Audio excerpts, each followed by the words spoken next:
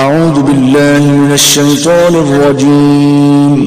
پناہ مانگتا ہوں میں اللہ کی شیطان مردود سے۔ بسم اللہ الرحمن الرحیم۔ السلام علیکم ورحمۃ اللہ وبرکاتہ۔ روزے کی حالت میں انجیکشن لگوانا، مسواک کرنا، سرما لگانا، تیل لگانا، لپسٹک لگانا، خوشبو وغیرہ لگانا، یہ جو 6 سوال ہیں ان کا ایک ساتھ ہی جواب دے دوں گا۔ تو ان 6 چیزوں سے روزہ ٹوٹ جاتا ہے یا نہیں ٹوٹتا؟ یہ مختلف بہنوں اور بھائیوں نے سوال کیے تھے کہ کسی نے کہا انجیکشن لگوانے سے روزہ ٹوٹ جاتا ہے کہ نہیں، کسی نے کہا سرما لگانے سے روزہ ٹوٹ جاتا ہے کہ نہیں، کسی نے کہا لپسٹک لگانے سے روزہ ٹوٹ جاتا ہے یا نہیں، کسی نے کہا خوشبو لگانے سے روزہ ٹوٹ جاتا ہے یا نہیں۔ تو میں نے سوچا کہ ایک ساتھ ان تمام سوالوں کے جواب دے دوں گا آپ بہن بھائیوں کے۔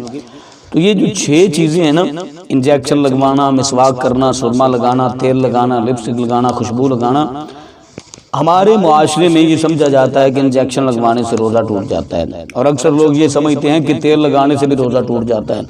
کچھ دوست سمجھتے ہیں کہ سرما لگانے سے روزہ ٹوٹ جاتا ہے، کچھ لوگ سمجھتے ہیں کہ مسواک کرنے سے روزہ ٹوٹ جاتا ہے، کچھ لوگ سمجھتے ہیں کہ لپسٹک لگانے سے روزہ ٹوٹ جاتا ہے، کچھ لوگ سمجھتے ہیں کہ خوشبو لگانے سے روزہ ٹوٹ جاتا ہے۔ ان چیزوں میں سے کسی کے لگانے سے روزہ نہیں ٹوٹتا۔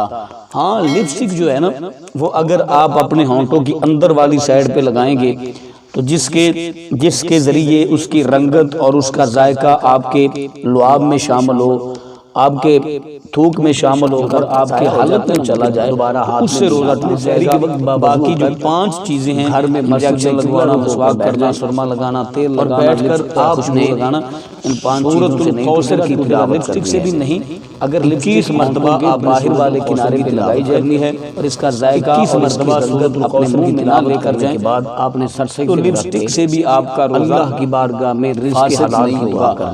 آپ کو اس مسئلے کی سمجھ کے آگے ہوگی۔ روزے کی حوالے سے میری ویڈیو آپ کو اچھی لگی، دولت کے حوالے سے بہت سارا